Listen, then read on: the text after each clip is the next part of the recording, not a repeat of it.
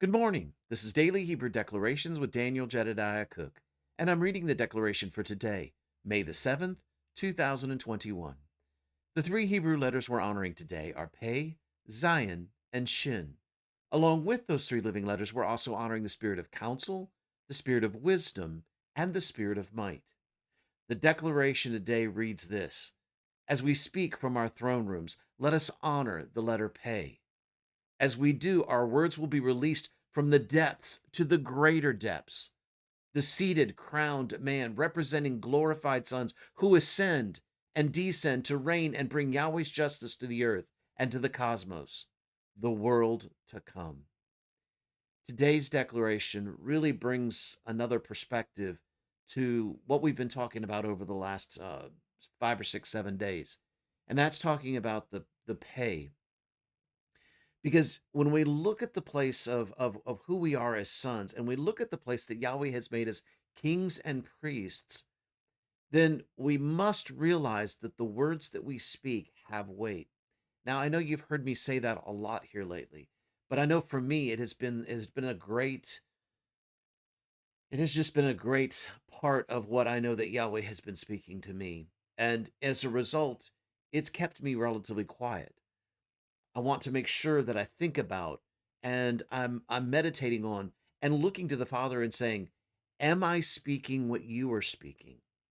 Am I looking to see what you will say to me and then speaking from there? Or as Yeshua said, I only do as I see the Father do. I always like to take that one step further and say, Yeshua only spoke what he heard the Father speak as well. And as we do, those words are going to be released from the depths to the greater depths. You see,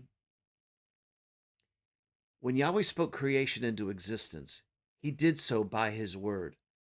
You see, his breath began the process, and as his breath came out, it added vibration and frequency to that. And that vibration and frequency was spoken into the earth itself, and it became. And as it became, things that were formed were made by things which cannot be seen. Hebrews 11. And so you see that as Yahweh spoke, see it gets into the place of the God particle.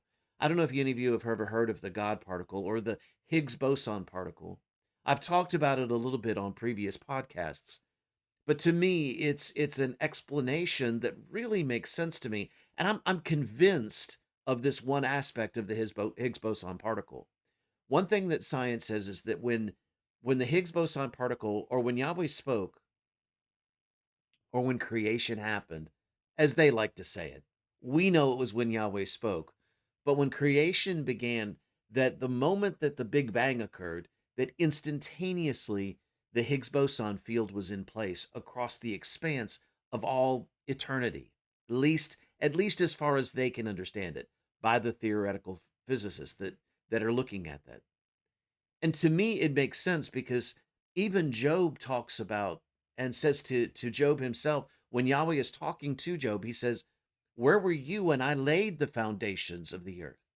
And to me, it made sense between the Higgs boson field and what Yahweh was speaking there to Job during their conversation towards the end of Job. And in that place, I began to realize that the way that science talks about the Higgs boson field is that there is like a matrix that is of the field that is in place. So it does two things. It allows the creation itself to have a place to form into. It has a place that it can hang, if you will. It has a place where it's stabilized on all sides and it sets in its place. Even though I know we're constantly expanding. Well, one of the things that science also says about the Higgs boson particle is that as frequency passes through that particle, it changes it from a frequency to matter. So that's why they were looking for it. They were looking for the building blocks of the creation itself. Because how could something come from what appeared to be nothing? You know, it's funny because we were talking about the living letter Tet, and I know Tet's not in the declaration today, but Tet is speaking today. And one of the things that is seen, and it was written by a gentleman by the name of Lawrence Kushner in his book, The Book of Letters, and he said something along the lines of, If you've never really believed in the power of Tet, then be outside in the morning when the dew sets. And it really makes sense because when we look at the dew in the morning, you know, prior to that there was nothing there. And then all of a sudden in just a few moments, dew begins to settle on top of our cars, on top of plants, on top of everything that we have outside. And it seemingly appears from nothing. Now I know our analytical minds say, "Oh, but wait a minute, we know what that's from because science has already told us that there's moisture already in the air, and it has to do with dew point and the way that the temperature increases and decreases that allows this condensation, if you will, or dew to show up on the earth." Okay, so now we've been able to analyze something out and say, "Okay, well, that's not miraculous, but is it? Is it not?" Is it not the place where Yahweh put into order the very changes of the temperature that allows a natural occurrence to take, excuse me, a supernatural occurrence to take place in a very natural way?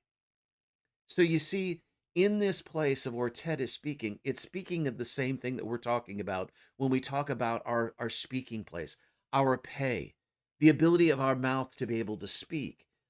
Because it's funny, just as science talks about the Higgs boson and the frequency changing as it's coming through that Higgs boson particle, I'm beginning to wonder if our mouth, if our pay is that Higgs boson particle in us. You see, Yahweh told me not too terribly long ago that we are a Higgs boson particle because as his frequency passes through him, through us, as his frequency and his words pass through us, we return his word back to him. My word goes forth into all the earth, Yahweh says, and it will not return back to me void.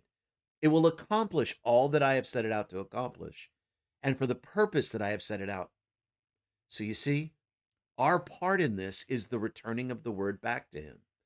That's why Michelle was talking about the ascending and the descending here. And I'm beginning to wonder now if our pay is that place where the frequency of the sound of Yahweh's voice comes through our voice, in a place where Yahweh has made us to be kings and priests in this earth. And it's our mouth that brings that into existence. It brings it into formation. It brings it into matter. We know that our words have power. And we're learning even more how much our words have power.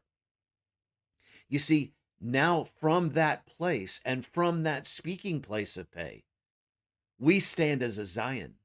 We stand as a crowned Vav. We stand as one that Yahweh has given authority to. And with that authority comes great responsibility. And we're responsible for the things that we say. That's why I'm so careful. I want to be responsible of the things that Yahweh has set into place and not the things that I have set into place. Because the things that he sets into place, there will be great reward without any sorrow added to it.